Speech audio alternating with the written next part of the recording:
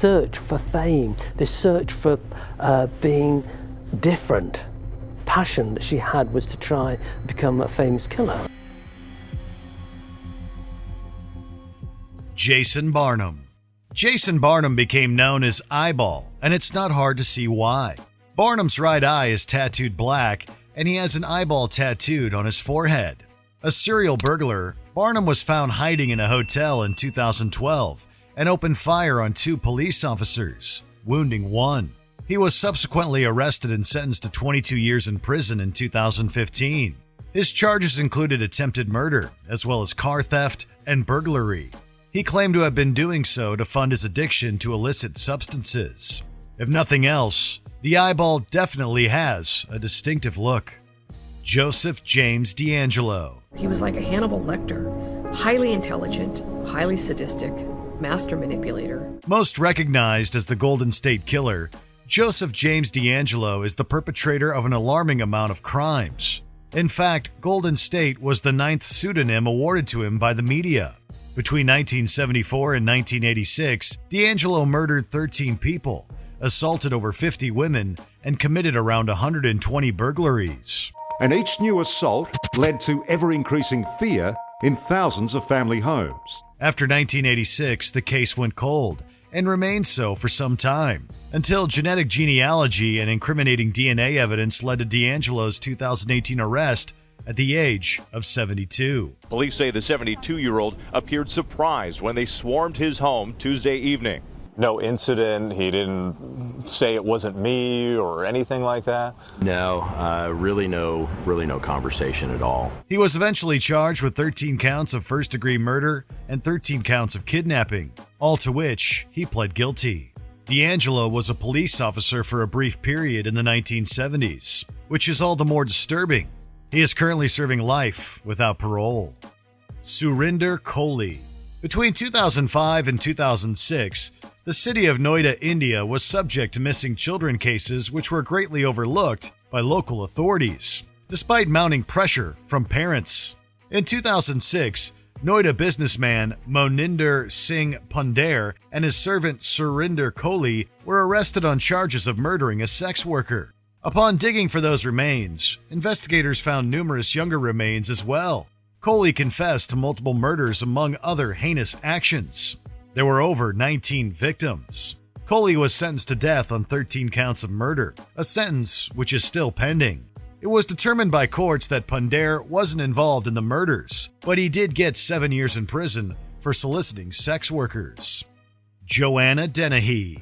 In 2013, Joanna Dene stabbed 3 men to death in Cambridgeshire, England, and stabbed 2 more elsewhere who survived. Joanna Dene is a woman that thrives on confrontation, and the natural follow-on for that is that she actually enjoyed the physical element of the violence that she inflicted on the men and the control she was able to inflict on these men. The 3 murder victims were known to Dene, while the surviving 2 were completely random men walking their dogs. Now, looking at the relationship that Joanna Dene had with her accomplices, I think she was able to charm these men. She was able to kind of lure them in, really, and they would have been flattered by her attentions, you know. All were premeditated attacks, and Dene had allegedly planned to commit 9 murders in total. Again, it's this search for fame, this search for being different. Passion that she had was to try and become a famous killer.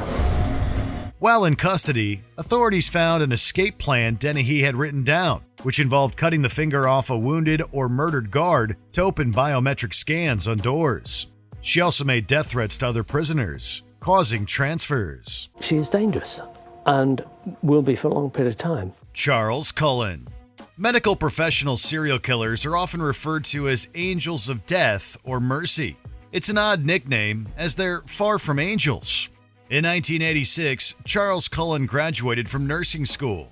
He worked at a number of New Jersey and Pennsylvania hospitals in his 16 years as a nurse, during which he administered lethal doses of various substances into multiple patients. The medications he used were brutal medications. Medications, for instance, that are paralytics, that you cannot speak, you cannot breathe, you cannot fight back, you cannot blink. He was finally arrested in 2003.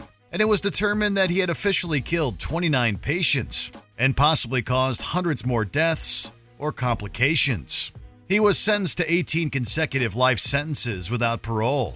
One of the reasons he gave for his action was the easing of patients' pain, but it was determined by one coworker that not all his victims were terminal. Did you get the sense at Somerset, for example, that any of your colleagues, any of the nurses, any of the doctors knew what was going on? No, I mean, until, the day I was fired, I mean, nobody gave me any indication that anybody was suspicious. Robert Modley. British serial killer Robert Modley was charged with 3 counts of murder and 1 of manslaughter committed between 1974 and 1978. All 4 of his victims were alleged or incarcerated offenders themselves. His first victim was a man who solicited Modley. His second was a fellow patient at the Broadmoor Psychiatric Hospital, and his last 2 were fellow inmates at Wakefield Prison. Modley claimed the only individuals who should fear him are sex offenders. In 1983, it was determined that Modley could not reside in the general prison population, and he was transferred to solitary confinement, in which he has been since. He attempted to appeal for some form of in-prison freedom in 2000, but was refused. David Berkowitz. This was a terribly, pathetically lonely young man. Known as the Son of Sam, David Berkowitz's crime spree started in 1975, when he stabbed 2 women in the Bronx in New York. Between then and 1977, Berkowitz killed a total of 6 people and wounded 11, during which time he sent ominous letters to the NYPD and a daily news journalist. He referred to himself as the Son of Sam in the first letter. He's known for terrorizing the New York City area in the late 70s, as he eluded police despite his multiple attacks before finally being caught in 1977. They expected a violent psychopath, but Berkowitz was calm and cooperative. No. When asked to identify himself, he smiled and said, I'm Sam. He pled guilty and was sentenced to 6 consecutive life sentences.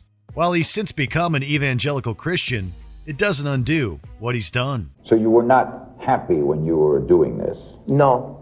I just felt like a brainwashed robot. Joaquín El Chapo Guzmán. He could be a colorful guy, but we shouldn't forget that he's a very violent guy.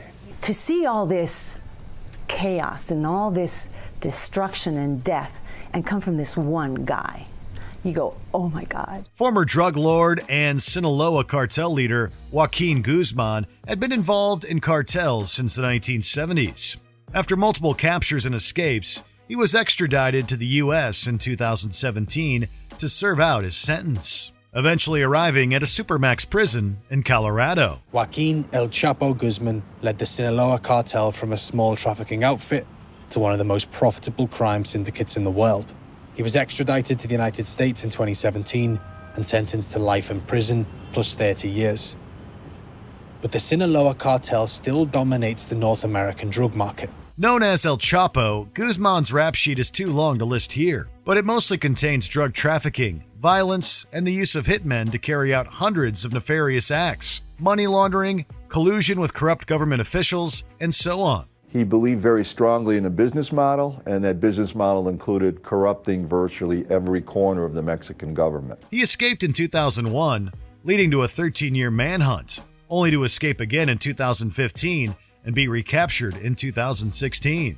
He was sentenced to life plus 30 years. That it took longer than people thought, but frankly, this is the result that prosecutors and the FBI and the DEA had said they anticipated all along. Charles Bronson. No, not that Charles Bronson. You know, I wanted to come off Cat A. I asked to go to a hostel because I didn't want to come back to prison. This one is known for being a violent prisoner more than anything else.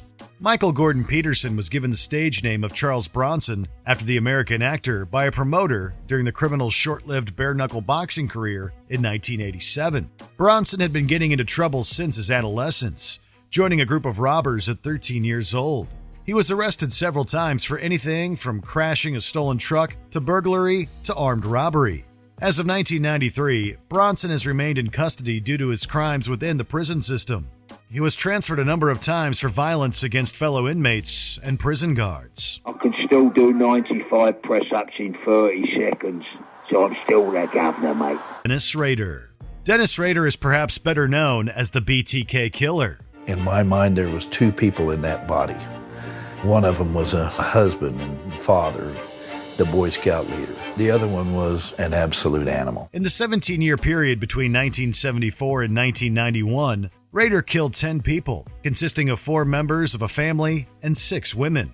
Much like the son of Sam, Rader sent letters and poems to the police and media. BTK began today's letter with a question. How many do I have to kill before I get a name in the paper or some national attention? After his final murder in 1991, the BTK case went cold. It remained so until Dennis Rader resumed communication with media outlets in 2004. He even sent some packages, some of which contained bound dolls. One of those boxes contained a floppy disk.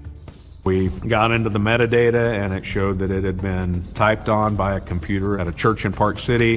The name of the computer was registered to the name of Dennis. Investigators found the church president was Dennis Rader. Following these, some clever sleuthing led to his arrest in 2005. He is currently serving 10 consecutive life sentences. He remains in solitary confinement where he will stay for the rest of his life.